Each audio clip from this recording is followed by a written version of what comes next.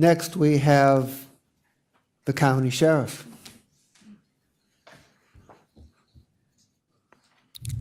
Sheriff Pinkney, welcome. Thank you, Chair. Appreciate it. Good afternoon, Chair, and Mr. President and members of council. I have with me today, I brought Donna Khalil, who is my fiscal manager, as well as Chief Taylor and Director of Mills. So I'll try to be brief because I'm sure we're going to have some questions. So the brief overview for our recommended budget is most of our budget remained the same because we didn't do much changing. Our 2018 budget is roughly $108 million, as well as our 2019 budget is $110 million, which supports our staff that we have there now, which is currently 1,100 personnel. The only reduction that we have, I have a vacant supervisor position that we will not fill because it is not needed. We're going to do a lot of purging and merging and collaborating within the office to offset that, so we won't have to fill that. So that reduction is roughly around $80,000. And what we've done to be supportive of the executive's budget, we've noticed that throughout the state that the medical portion for services for the inmates were outsourced throughout the county. And so we would like to have the opportunity to do an RFP to explore if there's an opportunity to save money. Currently, right now, we are partnered with Metro, who does a fantastic job for us. They're great partners with us. And by using Metro, it is costing the county roughly around $8 million. That is being able to use their 340B pricing. So we saw that throughout the state, some counties have used different vendors that potentially might be able to save the county some money. So we would like to explore that. And the other recommendation was a jail build out in the county, to where we can house other inmates throughout the county and bring them down to the Justice Center, because we've heard that a lot of the cities want to get out of the jail business. And so if we build out the jail, we can bring those inmates downtown. And that, and also outsourcing some of the food, which potentially would save roughly around $400,000. That if we RFP that, we can see if those numbers are accurate. So with that, I'm open for any questions. Okay. Questions for the sheriff? Ms. Conwell? Through the chair to the sheriff, what is roughly the food cost now? Roughly the food cost now is $1.8 million. And the personnel that work there is roughly around $800,000. So we're looking at $2.6 million. Thank you. Yes.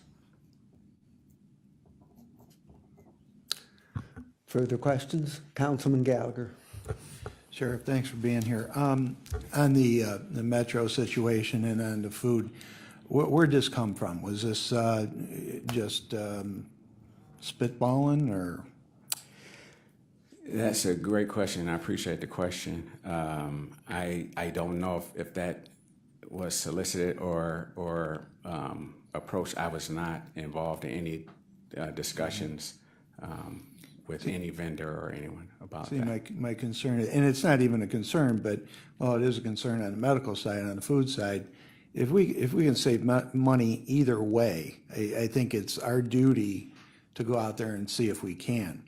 But on the medical side, I don't think it's our duty to have someone such as Metro, which is a unique situation in Cuyahoga County throughout the state and other states, to have a partner like that who it was kind of like my baby. So my baby's getting stepped on here, I feel.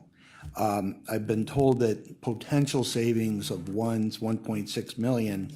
I've heard that those documents exist. I still haven't seen them.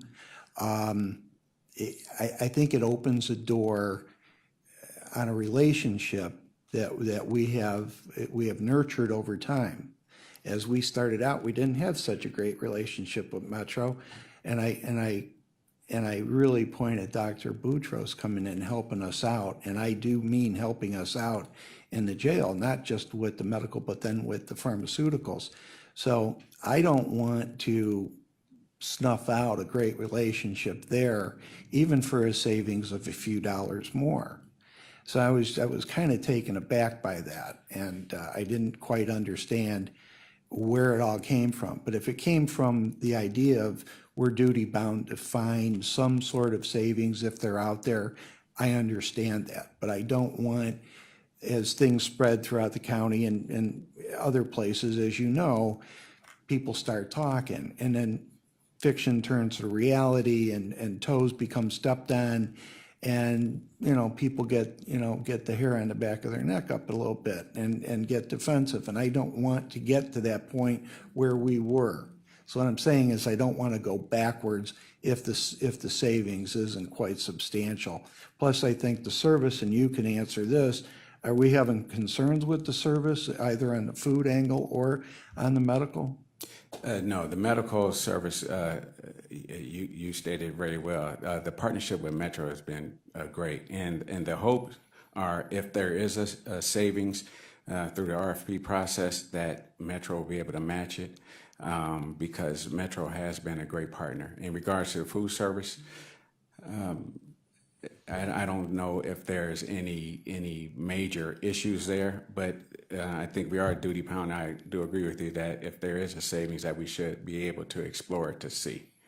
Is there a timeline on these RFPs as far as where we're going to be with hard dollars? Because I see a budget that says, here's hard savings. It doesn't, it exists in paper. And I've never done a budget where we've saved paper money like that. It's always been hard savings. So do you agree?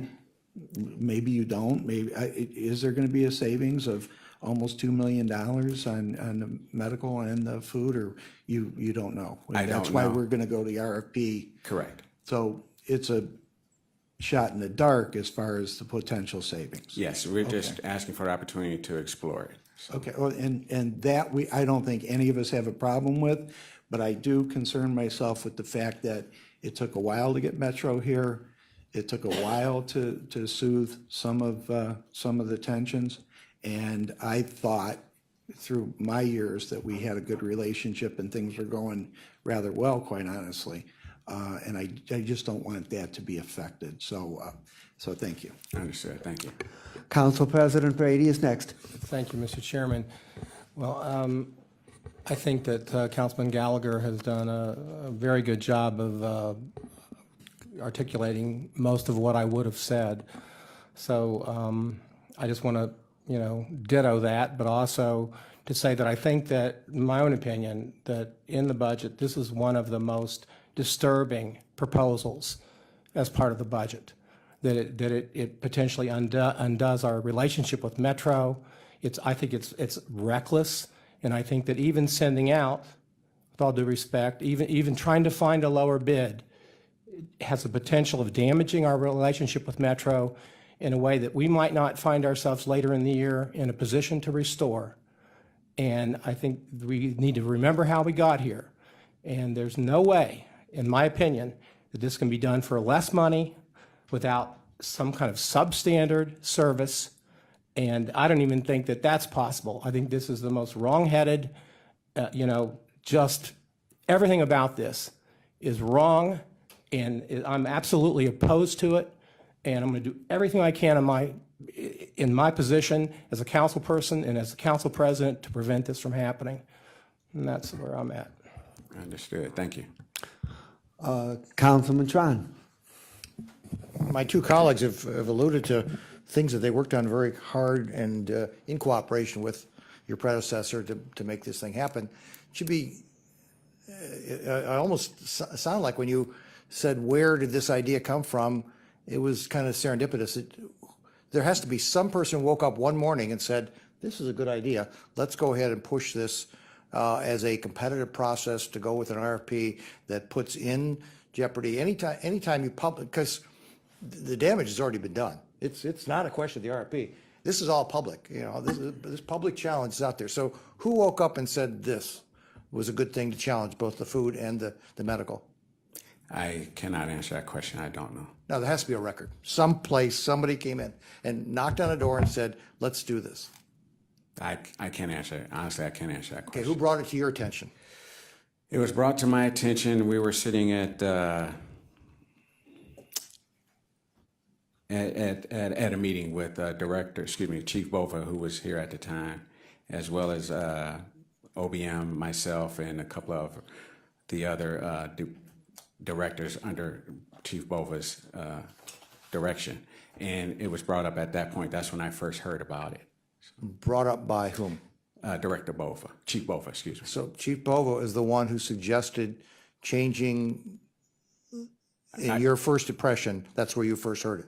I don't know if No, that's where you first heard it from. that's where I first heard it. Okay, so now we need to talk to Chief Bova as to where this thing initiated, because this is a relationship that's taken years to build.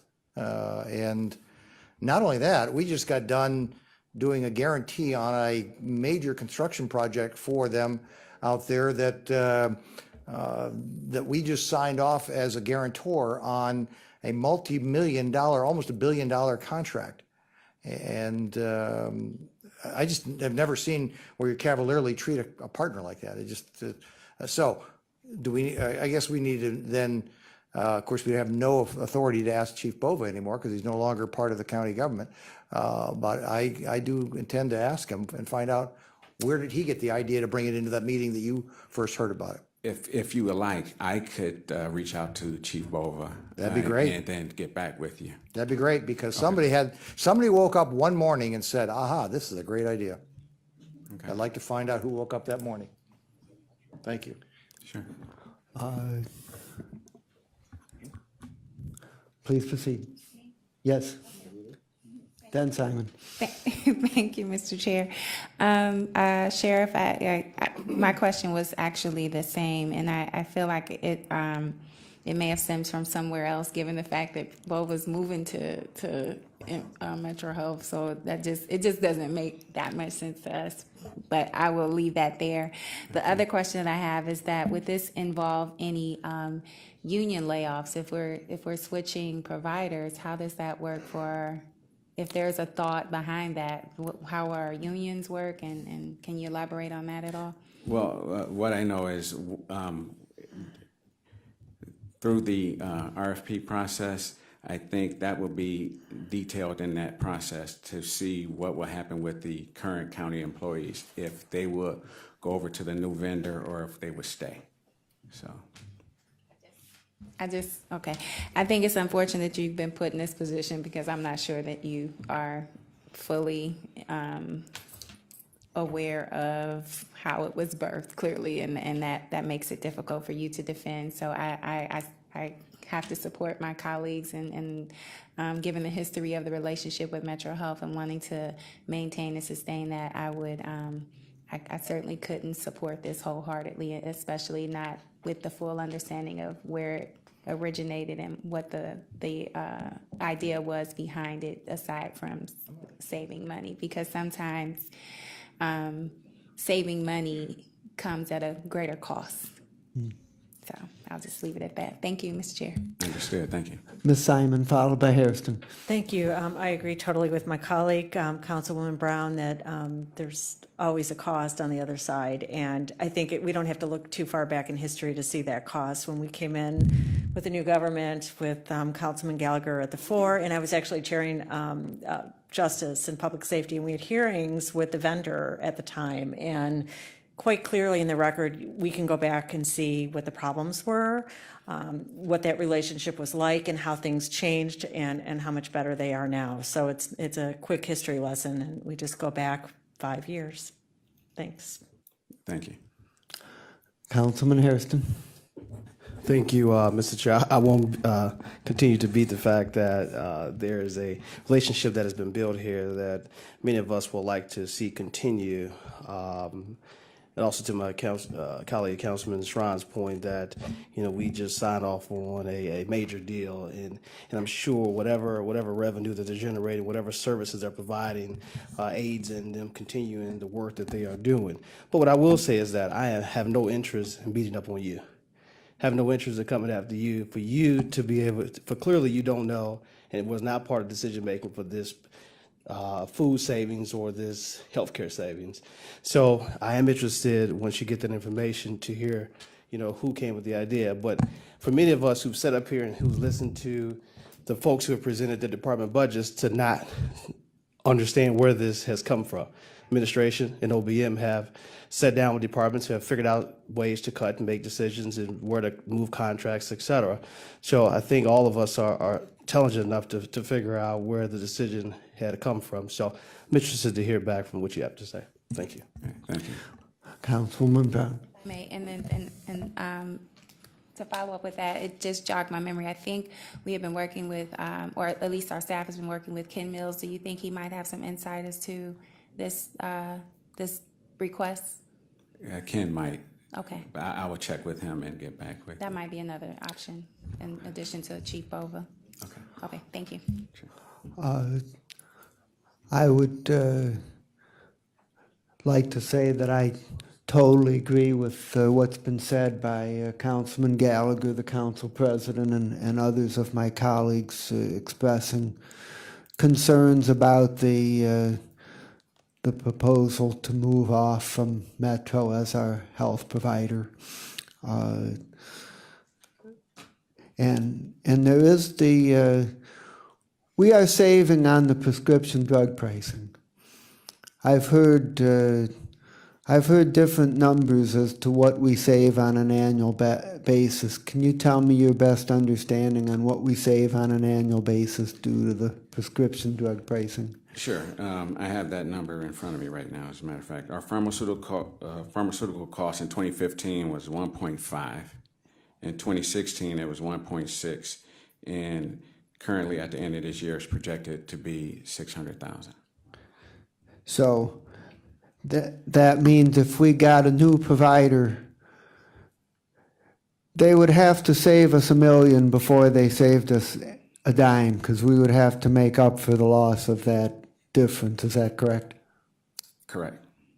I would just mention that that I recently got a letter from an insurance company saying that they had an estimate that they could insure my home for $218 a year, and it sounded awfully good because I was paying much more than that. So I contacted them, and by the time I got the estimate, it was $650.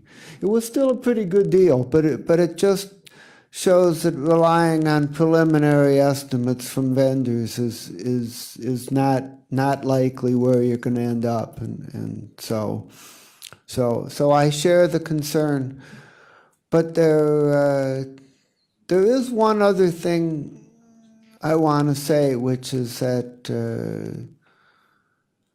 I don't want to discourage people from coming up with ideas. Not every idea I come up with turns out to be a good idea, so for me it's not a consideration of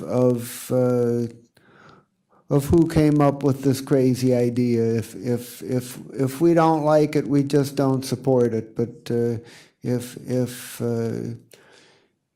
we get 10 ideas and 2 of them are really good and 8 of them are no good, well, we take the 2 good ideas and we've profited. So for what that's worth. I also have questions about another area, and that's about the jail build-out. And my question is, how many additional jail cells we're planning to build out, and how we plan and where we plan to build them for this function? Okay, good question. Thank you. And I'll try to keep my staff to come up with some good ideas. Currently, right now on the fourth floor inside the Justice Center, that used to be our old cafeteria. That is not being used anymore. So the plan is to make that a dormitory type of facility to where we can get up to approximately 200 more inmates in there, which will take in the rest of the county inmates from Solon, Strongsville, Shaker, so forth. So. Okay. And let me share what my concern about this item is. It's not that I'm philosophically opposed to it, which I'm not, but my sense is that